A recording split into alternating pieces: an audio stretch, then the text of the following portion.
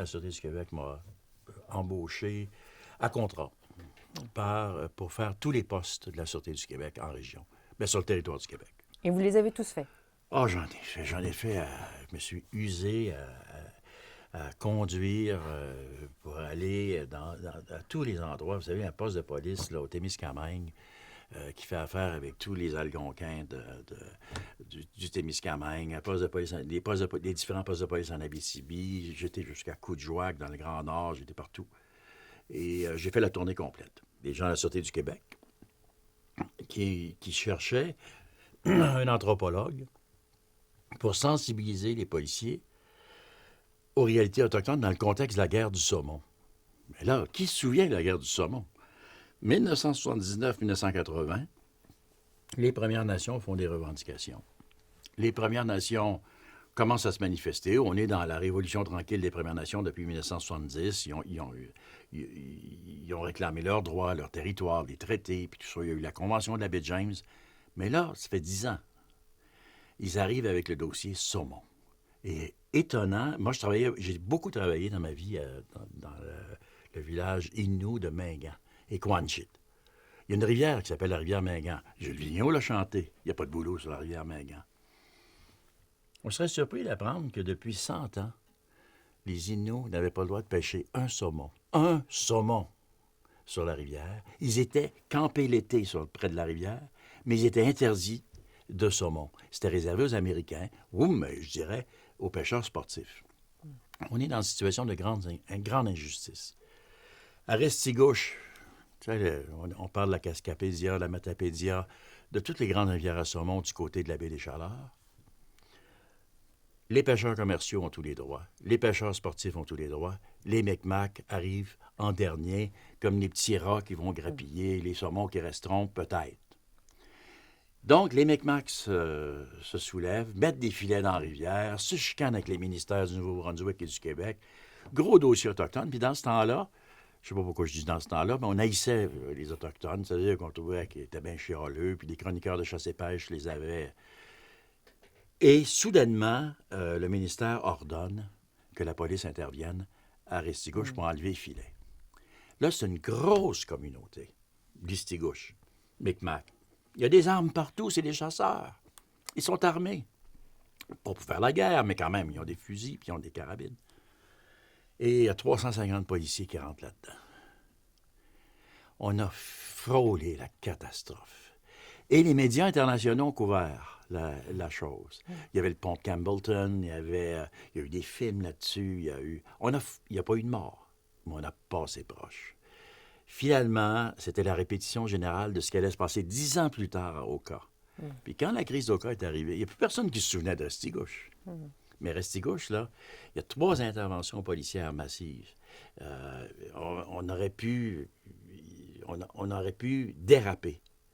Mais les policiers sont sortis de là, puis il y a quelqu'un qui a dit à l'état-major à Montréal, « Qu'est-ce qu'on a fait là? C'était qui ces gens-là? C'est quoi un saumon? C'est quoi un filet?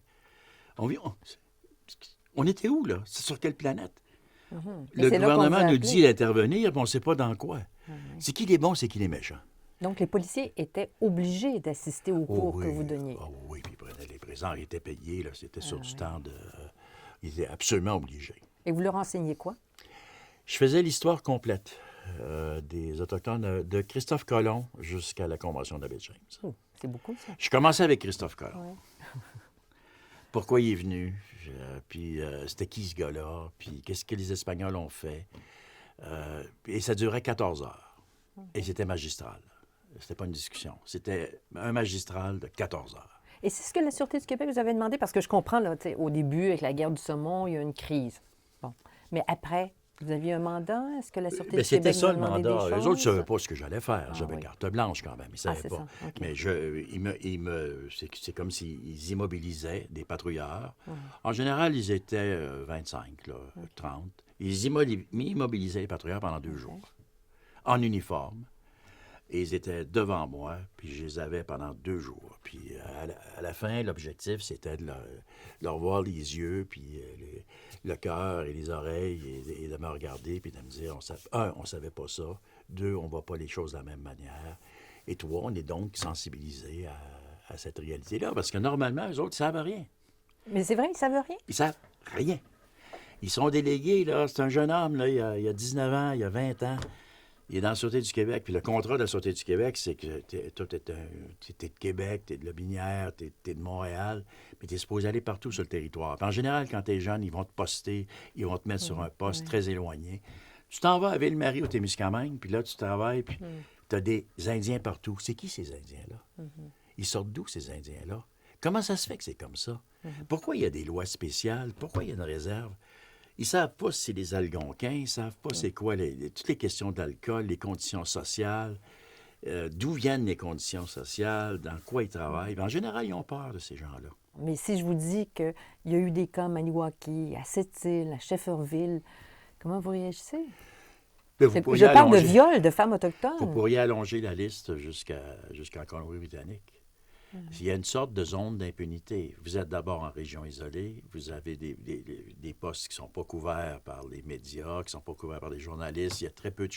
Il y a une omerta policière, il y a une sorte de fatalité, finalement, qui est acceptée. C'est dur à faire sortir.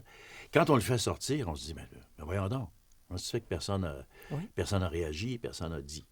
Bien, c'est là que tu viens me blesser. Là, je ne sais pas quoi dire là-dessus.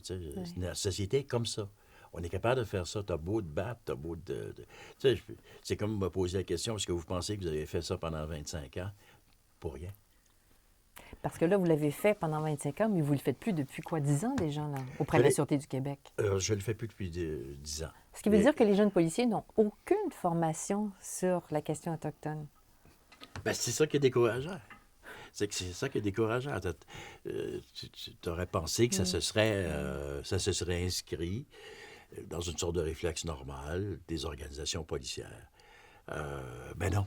Ils sont restés sur la notion de crise. C'est la première chose que tu vas couper dans tes budgets. Il y a une sorte d'indifférence à l'échelle canadienne et québécoise. Là-dessus, on se rejoint. Sur le drame qui s'est joué. Quand même, tu répéterais, là, tu cognerais. Je l'expliquais aux policiers. Regardez la réserve indienne. Là. Regardez-la. Là.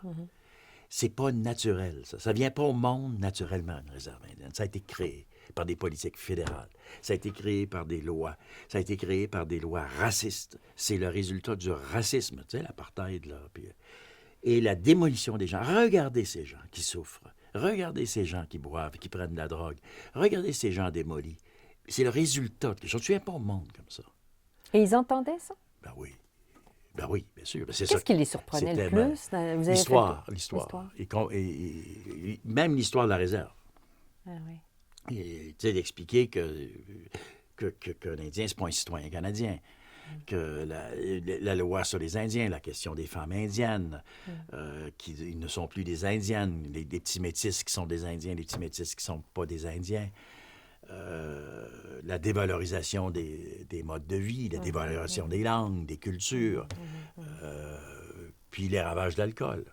Mais vous, comme vous les avez fait tous, les postes, il doit y avoir des postes plus difficiles que d'autres. Oui. Où vous sentiez que c'était pas évident?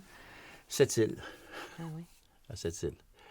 Les cas les plus difficiles, je trouve, à Sept-Îles, les GRC et Sûreté du Québec. Comment expliquer ça? Sept-Îles a toujours été un endroit très, très dur. Très, très dur. Ben, d'abord, c'est une ville champignon. C'est une ville de compagnie. C'était un village de pêcheurs. C'était à échelle humaine en 1950, 55. Et en l'espace de 10 ans, c'est passé à 40 000 personnes. Avec beaucoup de salaires. Et il y a eu un racisme, je dirais, dur. Violent, physique, à cette île.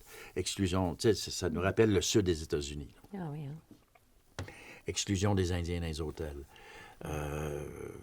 Des Indiens qui se font battre parce qu'ils parlent leur langue. À cette île. Abus des personnes, abus des femmes, etc., etc. Mort de personnes aussi. Conflits dans tous les domaines.